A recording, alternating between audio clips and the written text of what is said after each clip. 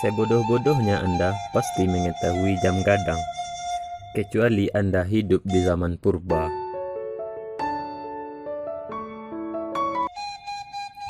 Tidak cukup rasanya jika kita berwisata ke kota Bukit Tinggi tanpa melihat dan mengabadikan bangunan yang menjadi simbol kota Bukit Tinggi ini, yaitu jam gadang.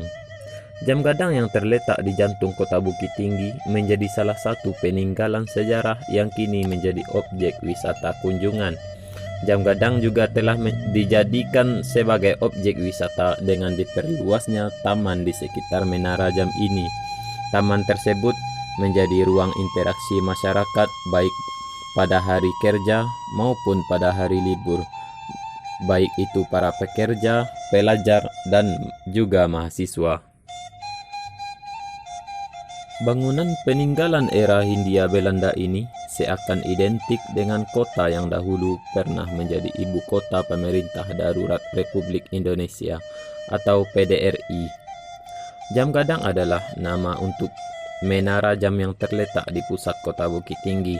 Menara jam ini memiliki jam dengan ukuran besar di 4 sisinya sehingga dinamakan jam gadang dalam bahasa Minangkabau, yang berarti jam besar, karena gadang dalam bahasa Minang berarti besar. Jam gadang ini dirancang oleh arsitek yang berasal dari Minangkabau sendiri, yaitu Yazid Rajo Mangkutong. Material yang digunakan pada saat itu hanyalah batu kapur, putih telur, dan pasir.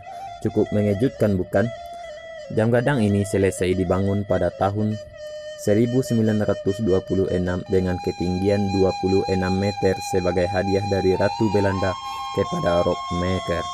Rockmaker merupakan sekretaris atau controller for the Kok pada masa pemerintahan Hindia Belanda. Biaya pembangunannya pada saat itu adalah sebesar 3.000 gulden. Biaya yang tergolong fantastis pada ukuran waktu itu. Gulden adalah mata uang Belanda selama berabad-abad yang lalu sebelum digantikan oleh euro pada 1 Januari 2002. Ukuran dasar bangunan jam gadang yaitu 6,5 kali 6,5 meter ditambah dengan ukuran dasar tangga selebar 4 meter sehingga ukuran dasar bangunan keseluruhan 6,5 kali 10,5 meter. Bangunan jam gadang memiliki 4 tingkat. Tingkat pertama merupakan ruangan petugas, tingkat kedua tempat bandul pemberat jam, sementara pada tingkat ketiga merupakan tempat dari mesin jam, dan tingkat keempat merupakan puncak menara, di mana lonceng jam ditempatkan. Pada lonceng di puncak tersebut tertera nama dan produsen mesin jam ini, yaitu Forman Rellinghausen. Forman adalah nama belakang pembuat jam, yaitu Bernhard Forman, sedangkan Rellinghausen adalah nama sebuah kota di Jerman yang merupakan tempat produksinya mesin jam tersebut.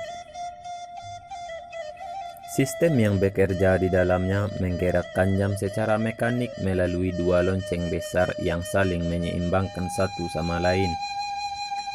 Sistem tersebut membuat jam ini terus berfungsi selama bertahun-tahun tanpa sumber energi apapun.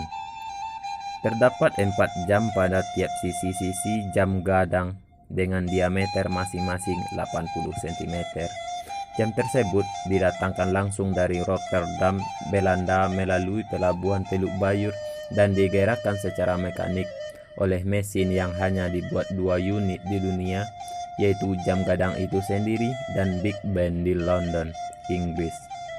Mesin jam dan permukaan jam terletak pada satu tingkat di bawah tingkat paling atas. Seluruh angka jam dibuat menggunakan sistem penomoran Romawi, akan tetapi angka 4 ditulis dengan cara di luar kelaziman, yaitu dengan 4 huruf I dan bukan dengan tulisan I tambah V atau 4 dalam tulisan Romawi pada saat ini.